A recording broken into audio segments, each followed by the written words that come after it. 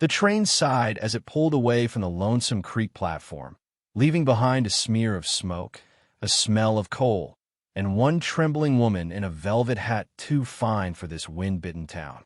Annabelle Ray stood still as a painting, the lace on her collar trembling in the breeze like it had second thoughts. The sky above her was a pale blue bruise, cracked with amber light, as if the day itself had been hurt by what just happened. Jeremiah Cobb hadn't even let her finish stepping down from the train before he made his decision. He'd stood there like a hog in church clothes, wide, sweating, red-faced, and looked her up and down like he was buying a mule. Then he tipped his hat, looked past her like she was a shadow, and muttered, "You're not what I paid for."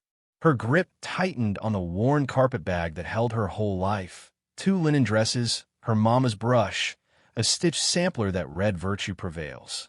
She didn't cry, not then, just turned and sat on the bench outside the station, knees pressed together like a girl at finishing school. The letter of rejection, folded sharp and cruel, rustled in her pocket. "Too delicate," it said. "Too soft-handed. Won't last a week on my land."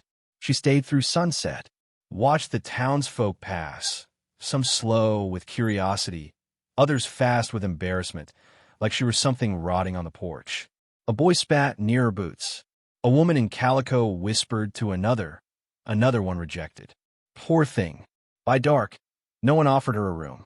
She wandered to the back of the post office, where she found an old feed shed that didn't mind company. She made a bed of grain sacks and counted the cracks in the wood like stars. Her name felt too long in this place. Her pride, even longer. Mornings were crueler than nights. She washed in the horse trough behind the livery and braided her hair with stiff fingers.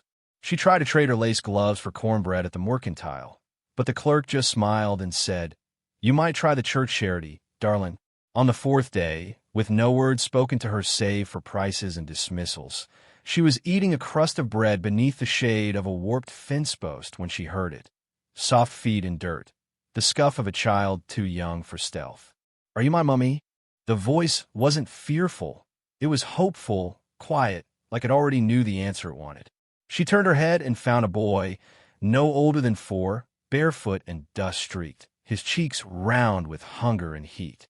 His hair was the color of pine wood, and his shirt was a man's, cut down to fit a child with too much room inside it. "I reckon not," she said gently. The boy frowned, then nodded once like he'd expected that. He looked back toward the street where no one waited. "Mama said someone come, but then she got sick and now she's not." Annabelle blinked. She passed. He kicked the dirt. They took her off the train. She didn't wake up. Silence sat between them for a long moment. Annabelle didn't move. She just looked at him, this boy who wore abandonment like she did, small, polite, and unasked for. "You hungry, cowboy?" she asked finally. He nodded. She broke the crust of bread and gave him half, watching him eat with delicate care, like the act itself might scare her off. When he was done, she wiped his mouth with the corner of her skirt and said, "What's your name?" "Eli," he said. "Eli Thatcher." She gave a small nod. "Annabelle Ray." They didn't speak again until night. She tucked him beneath the feed sacks without asking if she should. He pressed close, warm and trusting, and she didn't know what to do with the sudden ache in her ribs. That night, she dreamt she was standing on a cracked church floor, holding a child made of porcelain and tears.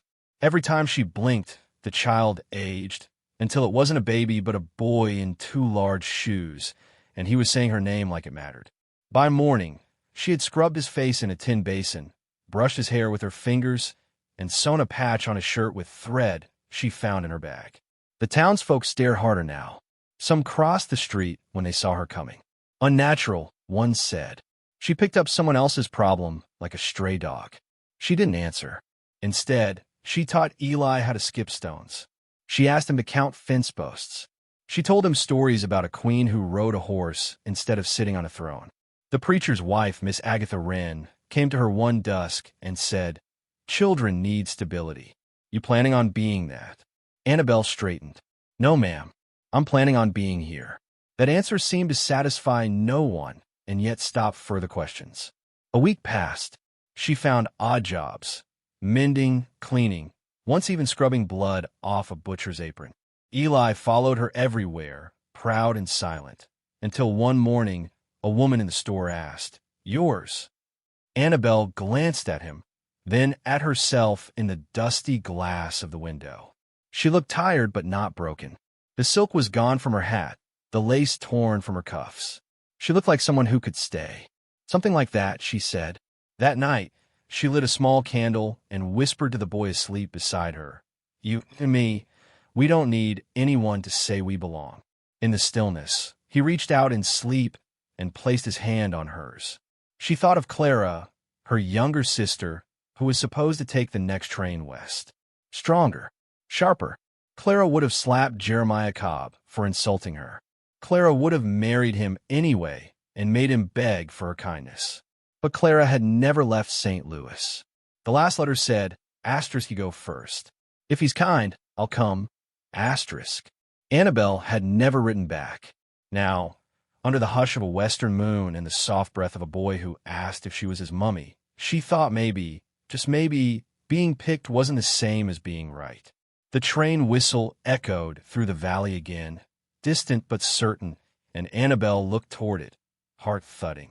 For the first time since she stepped off that platform, she wondered if she'd been sent to the wrong man for the right reason. And then, from the dark beside her, Eli stirred and whispered, "If I forget Mama's face, will she be mad?" Annabelle swallowed the lump in her throat. "No," she said softly. "She'll be grateful you found another one to remember." The sun rose slow and gold over Lonesome Creek, catching on the windows of the chapel schoolhouse Annabelle had helped clean just last week. Dust swirled like smoke in the still air as she hung Eli's shirt on the fence to dry, a small patch sewn over the heart with thread the color of hope. He was chasing a chicken with one boot unlaced, squealing with laughter so full it echoed into the town like a hymn. Annabelle watched him with a quiet ache, her hands still damp from washing his face, her mind tugged in too many directions. The letter had come folded in perfect quarters, pressed with her sister's lavender perfume. Clara's script danced in blue ink.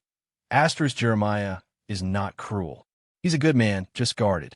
I think he thought you wouldn't stay. But I did. And now. So, could you? Asterisk, there were flourishes, apologies, something about acres and horses, a room with curtains she would love.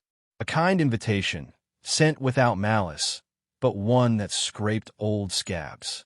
Annabelle sat on the stoop that evening, Eli asleep across her lap, his hand curled around a twig like it was a sword. A storm was teasing the sky in the distance, all thunderless light and wind that knew secrets. She thought of the life she might have had, the one with silk curtains, with the security she'd been promised, with a man who now looked kindly on Clara and might have done the same for her. It wasn't longing she felt. It was confusion, the kind that rusts slow in the joints. A knock came 2 days later at dawn. Jeremiah Cobb stood under her porch beam, thinner now, his hat in his hands, next to Clara, whose cheeks had gone round and soft with contentment. They looked like a photograph left in the sun, slightly faded, slightly wrong, but familiar enough to stir something. "We heard you had him," Clara said first, motioning to Eli, who stood behind Annabelle, clinging to her dress. Jeremiah cleared his throat. "Didn't expect you'd stay after what I said. I didn't expect you'd forget I was human," Annabelle replied, steady. He nodded, accepting the shame like a burden he'd grown used to carrying. "I was wrong." Clara stepped forward and held out a paper-wrapped bundle. Coffee, sugar, bolts of cloth. "We thought you could use a few things." Annabelle took it, but only barely. "I've made do." "I know," Clara said, "and I think you've made something better than I did." The visit ended without promise, without plan. They left behind their kindness like a bouquet on a grave, and Annabelle stood still long after their buggy wheels had vanished into the road. That night, she looked at Eli as he slept and whispered, "I don't know where we belong, but I think it's somewhere I haven't run from." 3 days later, Eli was gone. He'd been playing by the creek near the fence, collecting rocks, chattering to his own shadow. Annabelle had stepped away for just a breath of water, and when she turned back, he was dust and absence. Her scream cracked the air. Within minutes, half the town had heard and begun the search. The preacher, the butcher, even Miss Agatha Wren in her bonnet too wide. Every soul who once turned their back now turned their hands toward the earth, calling his name into every barn, every hollow, every stretch of fence line. It was Jeremiah who found the broken rope first, dangling near an old well no one used anymore. "He's down there," he called, voice hoarse with fear. Annabelle arrived breathless, barefoot, mud on her skirt and panic in her eyes. "You can't climb down," the blacksmith said. "It's too narrow." But she already was. She slid into the dark with bleeding palms and clenched teeth, lowering herself by the edges of stone and prayer. Each heartbeat echoed against the damp rock. At the bottom, the smell of cold moss and fear met her, and then a whimper. "Eli," she gasped. "Mama," he whispered. She held him to her chest, mud streaking his face, his lip trembling like a leaf about to fall. She didn't think. She climbed with him in her arms, strength pulled from somewhere past muscle and reason. The rope burned her fingers. Her breath came like sobs, and when she reached the top and the hands of 5 men pulled her free, the crowd went still. Jeremiah stared at her like he was seeing a legend. "You're stronger than anyone I've ever met," he said. She didn't answer. She just pressed her cheek to Eli's forehead and closed her eyes. The town changed after that. Children waved at her. Women brought bread and shirts, and quiet apologies wrapped in napkins. The preacher asked if she'd consider opening a schoolhouse, just a little room, you and a blackboard. Teach the ones no one else sees. She said yes, softly. Jeremiah never brought up marriage again. He didn't need to. He stopped by once a week with tools, with nails, with fence wire she didn't ask for. Sometimes he stayed long enough to drink her bitter coffee.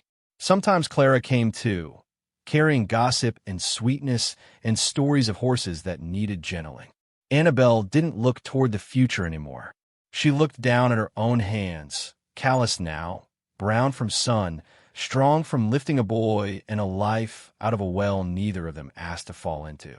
One night, under a sky littered with starlight, she sat beside Eli on the grass, watching fireflies blink like messages from the quiet. "Did you ever find a mummy?" she teased him gently. He looked at her with sleepy eyes. "I did. She climbed out of the ground to get me." She laughed, low and soft, and kissed the top of his head. He curled beside her, a boy at peace in a world that once spat him out. And just as she leaned back to feel the weight of the earth under her spine, she heard the whistle of a train far off in the dark, steady, slow, and not bound for anywhere she wanted to go. But someone else would be on it, someone she'd almost forgotten, because tucked in her apron pocket, still unopened, was another letter, one that had arrived that morning, stamped and smelling faintly of iron and river dust, from a man named Jonathan Lang, an old friend of her father's, who'd written, "I'm looking for a teacher, for someone who stayed, for someone brave. Heard you might be her, Annabelle's fingers tightened around it, and for the first time in months, she let herself wonder, not about what she'd lost, but what might still be waiting just beyond the bend.